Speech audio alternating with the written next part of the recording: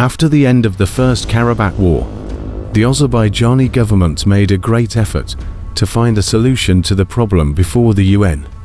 The Minsk Group, consisting of American, French and Russian members, presented peace proposals to the parties 3 times, while the offers presented in 1997 were accepted by Azerbaijan.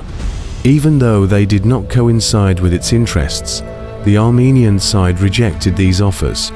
In 1998, an offer was made to the parties once again. However, since Karabakh was portrayed as a separate state in this proposal, the issue was opened for discussion in the Azerbaijani parliament in 2001. The MPs decided that Azerbaijan should not make any concessions on the Karabakh issue. Until 2007, there was no significant change in the peaceful resolution of the problem. However, on the 29th of November 2007, the Minsk Group announced an 11-item solution plan. According to the plan, the occupied cities around Karabakh should be returned to Azerbaijan. A corridor between Armenia and Karabakh should be opened. Displaced immigrants should return to their homes. An international peacekeeping force should be deployed in the region. Armenians should be given the necessary assurance and the right to govern themselves, and Karabakh should be restored. It was decided to conduct negotiations to determine its legal status. Azerbaijan, once again showing its determination to resolve the problem through peaceful means, evaluated the presented plan. However, Armenia again showed an attitude that was not in favor of a solution. In fact, he did not give up on taking initiatives that would harm the negotiations. As a matter of fact, right after the Paris meeting of the presidents of the 2 countries in October 2014, the Armenian army launched a military operation in the occupied territories. With an army of 40,000 people, Armenians should be given the necessary assurance and the right to govern themselves, and Karabakh should be restored. It was decided to conduct negotiations to determine its legal status. He even escalated the tension further by flying a military helicopter along the line of contact. While this provocation was prevented by the Azerbaijani armed forces, the helicopter that crossed the contact line was shot down. Using this incident as an excuse, the Armenian administration decided to suspend the Karabakh negotiations for a while. Armenia's uncompromising attitudes and provocations turned into a major 4-day conflict between the parties in 2016 as a result of the Armenian army's attack on Azerbaijani civilian settlements on April 2nd. 6 people lost their lives and 33 people were injured. The Azerbaijani army responded to the attack with an offensive and liberated several villages and strategic points in the Agda, Sebrail and Fuzuli regions, which had been occupied for 24 years. Thus, it achieved its most serious gains after the ceasefire in 1994.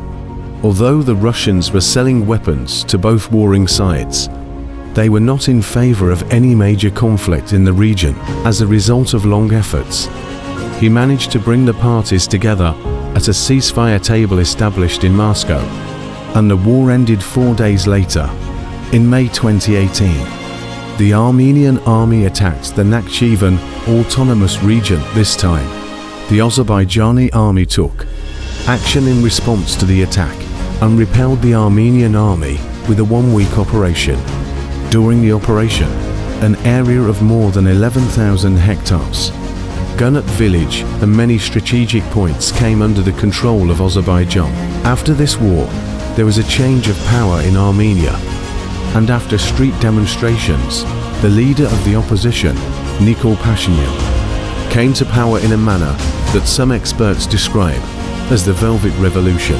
From the first days of his coming to power, Pashinyan began to touch Russia's nerve endings by drawing a political path centered on America and the West, while Pashinyan, on the one hand, made provocative statements against Azerbaijan. On the other hand, he made the atmosphere tense by dancing Haylay in occupied Shusha, one of the most important historical cities of Azerbaijan. On May 9, 2019, in May 2020, he dealt the heaviest blow to the negotiations that had been held for years by holding an oath ceremony for the separatist Karabakh president in Shusha. He was not satisfied with these. On August 5th of the same year, he said that Karabakh belonged to Armenia and demanded that the separatist Karabakh authorities also take part in the negotiations, Pashinyan, with the West behind him, put pressure on politicians close to Russia in the country, and imprisoned former President Robert Kokarayan, who was known to be pro-Russian. This anti-Russian political line of the Armenian government caused Moscow to keep its distance from Pashinyan. Although Azerbaijan constantly advocated a peaceful solution to the Karabakh conflict, it was aware that it had to establish a modern army against all possibilities. In this context, he knew that the most important support for him among the regional powers would come from Turkey. Since 2010, Turkey has provided great support to Azerbaijan in the development of the Azerbaijani defense industry, training of army personnel, and training of military experts. Almost every year, the armies of the two brother countries held joint military exercises either in Azerbaijan or Turkey. On July 12, 2020, Armenia attacked Tavuz, the border city in the northwest of Karabakh, while Turkey sided with Azerbaijan during the clashes that took place for several days. The Moscow administration initially tried to approach both sides equally. Due to its distance from Pashinyan, the Azerbaijani army responded harshly to the attack and dealt heavy blows to important military points belonging to Armenia. Tavuz clashes continued for 4 days. The Azerbaijani army lost a total of 13 martyrs in the conflicts, including 1 general and 1 civilian. The Tavuz attack was recorded as the biggest provocative action carried out by the Armenian army after 2016. However, it later became clear that this was just the beginning. After this incident, Armenian high-ranking officials frequently went to occupied Karabakh and visited the front lines, which showed that they were preparing for a major war.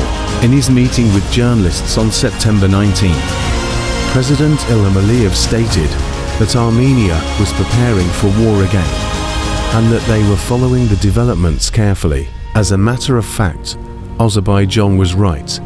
In the early morning of September 27th, the Armenian army launched a broad offensive against Azerbaijani villages and military units along the entire front in Karabakh, while the Azerbaijani army responded to the attack in kind. President Aliyev addressed the people on the same day and said, "Karabakh is Azerbaijan." He stated that he ordered the army to attack to end the 30-year occupation.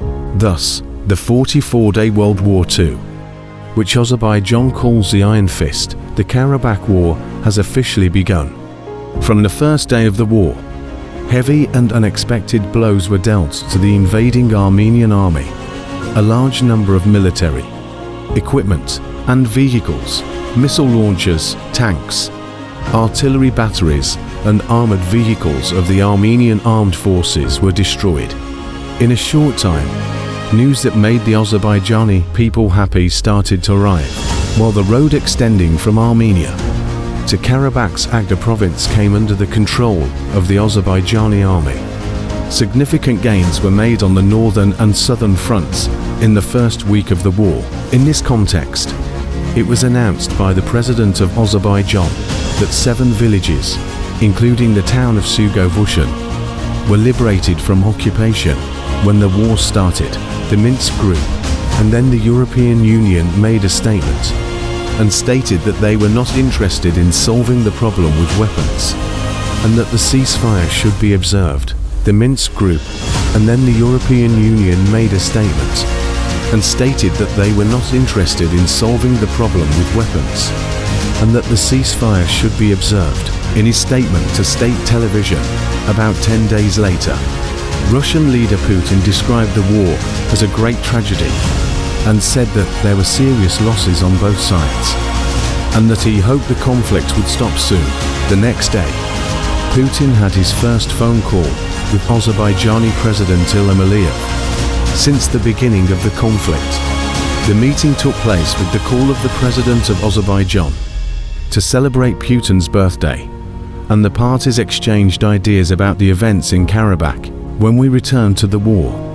While the Armenian army was defending desperately with the blows it received from the first day, it continued to bomb only the Azerbaijani villages close to the front. Despairing of the course of the war, the villages of Terza, Beylagan, Akabedi and the important cities of Gonya, Mingachevo and Shamkir, which were far from the front, were exposed to artillery and missile fire fired by the Armenian army. In an interview, Ilham Aliyev stated that Turkey was not involved in the war, but Armenia's military ammunition, worth approximately $1 billion, was destroyed, thanks to the UAVs purchased from Turkey. Ilham Aliyev said, $1 billion is a big loss for Armenia. Where do they find the money to buy this much military equipment? They probably get it for free, implying that third powers were providing military aid to Armenia as the Azerbaijani army continued to advance.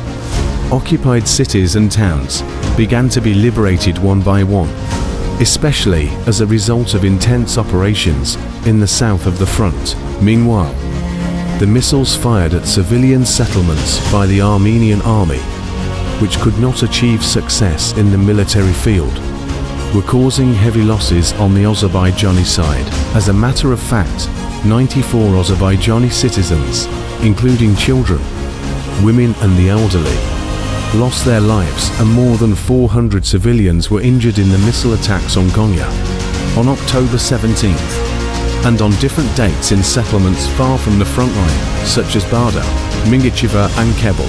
Don't forget to subscribe and like the video. For the continuation of the video,